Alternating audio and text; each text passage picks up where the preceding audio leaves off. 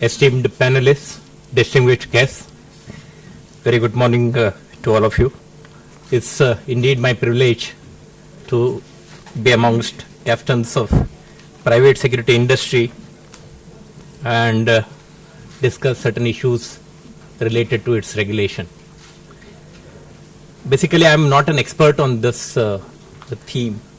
As Madam mentioned, I had an opportunity to be there on IIM campus for a year. During that period, I took a peep into the industry, what the industry looks like, and what are the areas into which it is, and what is the kind of regulatory regime that we have. Is it something that is adequate to meet the challenges of the day? Later, in my present capacity as DIG and DIG Law and Order at Gandhinagar, I also look after this licensing regime, that is part of the regulatory regime. So I have some insight into what the industry looks like and what are the issues. I had prepared a small presentation. I think I will skip many of them because many of these issues have already been touched. And basically, I wanted to tell you what the industry looks like. And coming to regulation, I wanted to just discuss two issues. One related to demographics of the industry, what it looks like, and another how it is impacting various stakeholders before taking up what the regulatory regime is. The industry is 15,000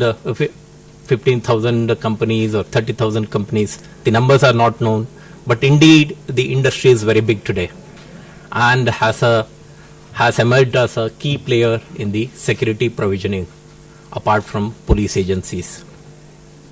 It's I don't know, it's our sense of security gets strengthened when we hear that 5.5 million personnel are deployed in various corners of the city, apart from having 2.7 million policemen. At times, looking at the demographics and what they are into, we need to take a serious look really what they are doing and how it is impacting. The private security apparatus in India is essentially, the spectrum is, it spreads from purely governmental sector, that is state police, central paramilitary forces and investigating agencies, and in between there is something called the voluntary agencies like Home Guards, Gram Rakshak Dal, Sagar Rakshak Dal and various other agencies, and then comes the purely private sector called private security industry. So far the constitutional scheme of things is the law enforcement, whether prevention, detection, investigation, prosecution and maintenance of law and order, is the sole responsibility of the state police, and it has been supplemented in some fashion by central agencies and forces. Now the private security industry is stepping in. In fact, it is the private security industry is very different from rest of the world. Elsewhere in the country, in different parts of the world, if you look at, the private security industry has actually grown because of the conceding of certain space by the government itself, either by way of outsourcing or entering into some kind of a partnership, conceding certain enforcement roles to the private security industry. However, in India, it is essentially filling up the gap. The industry has grown on its own and has achieved the kind of size it has. And now the role essentially it is playing is securing industrial units and the premises security, and they have also started fraud investigation, antecedent verification, security consultancy business and things like that.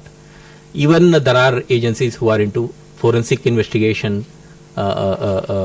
giving opinion. There is one Truth Lab in Hyderabad and all. They are into forensic examination. If you see, they are also part of this industry. When I refer to this industry, basically it covers not only manned security guards and the cash in transit security, which is as defined in this PASARA Act. I am talking about entire gamut of services that are rendered by the private security industry, including this consultancy and investigation and surveillance activities, all kind of things. But these are not covered by the Act as such. Uh, just coming to demographics, it is important from 2-3 point of view, because the kind of impact it is going to have on the national security and the stakeholders will be decided essentially based on this. I looked at the industry's demography in Gujarat context, and Gujarat is one of the highly industrialized and urbanized states, and I thought the pattern emerging there will have greater relevance to rest of India, because it's a private sector industry is essentially an urban phenomenon, and a lot of it is concentrated in highly industrialized and urbanized areas. So what I found was quite interesting. I am not mentioning any definite numbers. These are all there in my findings. It's dominated by young people, essentially male. A large number of them come from rural areas and a poor educational background, economic and educational background, looking for some kind of employment. What was seen and is of concern maybe to the state is inadequate representation for women, scheduled caste and scheduled tribes, and lack of transparency in recruitment, etc. And as mentioned earlier, huge gap in terms of compliance of law of the land, in terms of EPFO, ESIC requirements, large-scale dissatisfaction, and to put it in one line is undereducated, undertrained, underskilled, and underpaid. The community largely. I don't say that everybody to be put in the same bracket, but the numbers are very high on these figures. The skill deficit and the knowledge deficit, training deficit is prominently visible when we carry out this kind of a surveys. Coming to how it impacts the society as a whole, maybe the police is also one of the stakeholders in the entire scheme of things. Police, private security personnel, private security industry itself, and how it is impacting the citizens and the customers, a segment of the citizens. That is something that should be kept in mind when we talk about regulation of the industry.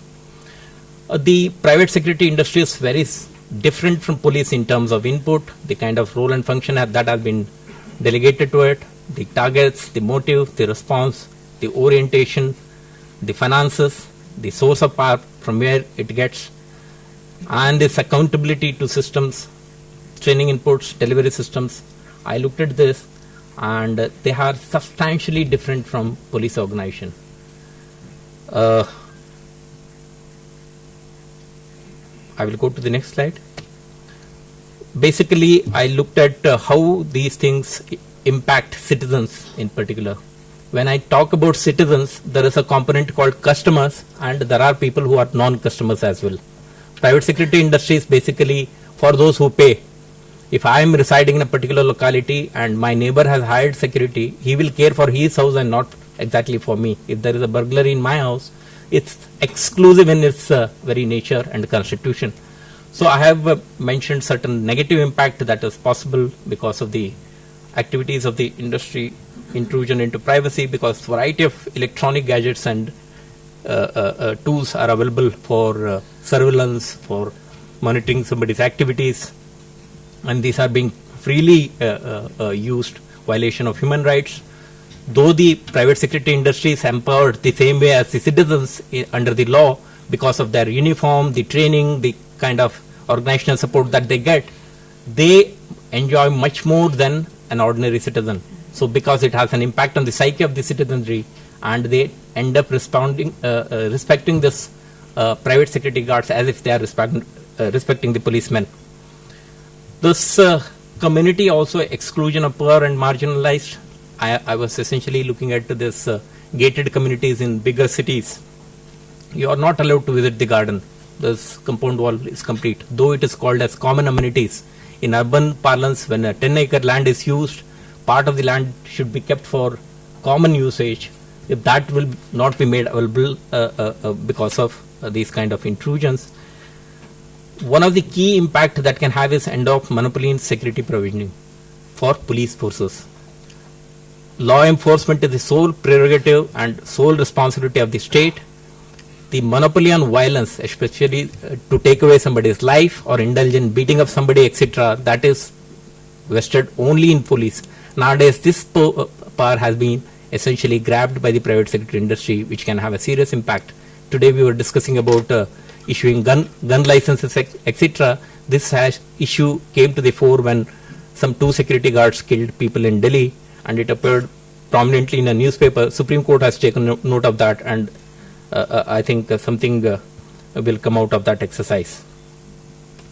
For the security employers, exploitation is one big issue, and many speakers have mentioned it already. For the security industry, which is very relevant to all of you, is what has impacted the industry most is lack of standardization, lack of accreditation, lack of training, poor image of the security personnel in the eyes of the customers and the people. That has not really fetched you any respect and in the society. One of the biggest sufferers because of this poor scheme of things is industry itself. With this kind of size and numbers, you should have made a huge impact in the national security environment, which has not happened essentially because of this gap. Need for governance, I am not going to reiterate that. It was felt long back, and in the year 2005, Government of India came up with this legislation, PASARA Act 2005, but the act was limited to cover only manned guard services and cash in transit. It did not talk about the entire sector or entire industry as a whole and whole gamut of activities that industry is into. I made an attempt to evaluate the kind of regulatory regime that we have in India on certain scale. It was difficult because no such exercise was done, but based on the experience in the Western world and things like that, I looked at it on these many parameters: regulatory mandate, independence, informed rulemaking, autonomy, complaint handling procedure, and representativeness, sanctions for non-observance of courts, accountability to democratic institutions, institutional credibility, and expertise. When we compare our regulatory regime on these parameters, we rather the regulatory regime fares very, very poorly. You can look at that. Regulatory mandate, as I mentioned, is very inadequate and narrow. Guard services is not the complete industry. The number of applicants come to me and say, we are into investigation, we are into consultancy, we want to register ourselves with you as a agency. But we can't do that because the act is limited to guard services and cash in transit alone.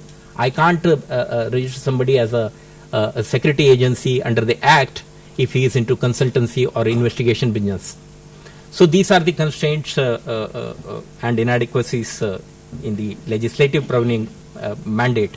Independence, the police officer has been appointed as a regulator. Basically, I don't, neither my boss or myself don't enjoy this role because it is thrust on police officers who are having regular charges, and it is an additional role that has been given to the police officer. There is nobody who is a dedicated officer for to take up this work as controlling authority. Independence, there is nothing, because whoever is serving as additional DG law and order will be the controlling authority in some state it is the Home Secretary, some state it is some other police officer. So virtually there is no procedure for search, selection, appointment, tenure and removal, etc.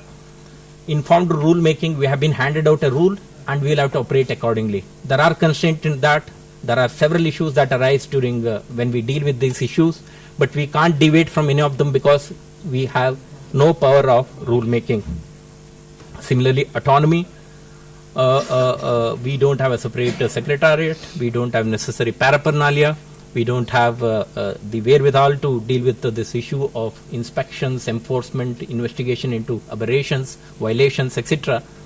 Representativeness, it fares poorly because it's it's essentially one man show. Is additional DG law and order or additional DG armed unit or whoever it is, and it doesn't have any representative element either from the industry or from the clientele or from the police side other than this man. accountability basically issuing license is only administrative function it does, and there is hardly any system of submitting reports, making a periodic review, etc., etc.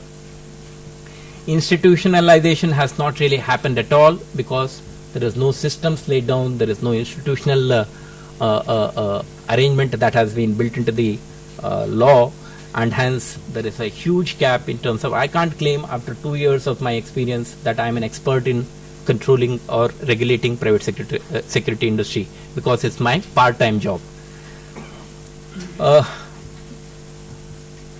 We have had this law for almost 8 years now. Many of the states are yet to adopt this law because it's policing is essentially a state subject, and Government of India doesn't have a big role in that.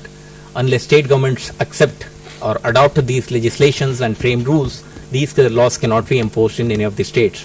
I think 18 or 20 states have adopted it so far. The experience has not been all that good, as I heard some of the discussions in the earlier session. The regulator has not made much of a dent in terms of enforcing the requirements under the law, in terms of training, in terms of eligibility criteria, inspections, and things like that. Maybe we are talking about policy change for a sustainable future. In terms of size, sheer size, it is scary. I don't feel very secure when I hear that 70 lakh people are being employed, and the regulation is so poor. We need to take a serious relook at the law and its provisions and what need to be done. I was in the US for 2 months for a comparative study of public policy making in India and US. During that time, I looked at the South African model of private security industries regulation, which is in place for over 10 years now, 12 years. And the experience of operating that, many of the things which I mentioned earlier in terms of institutional arrangement, there is an independent governing body with a clear mandate to cover, they cover about 22 activities of private security industry. And there is a provision for roping in if they step into any newer sector. So that kind of a all-encompassing legislation covering whole gamut of activities of the private security industry is something that we need to consider. Maybe during the later half of the session, I think somebody from Singapore is going to share his thoughts. Maybe that may be one of the models that you consider, but I am of the opinion that what we have today is grossly inadequate to deal with these challenges unless we step in and say that these are the corrective steps that we need to take in to meet the challenges of the industry.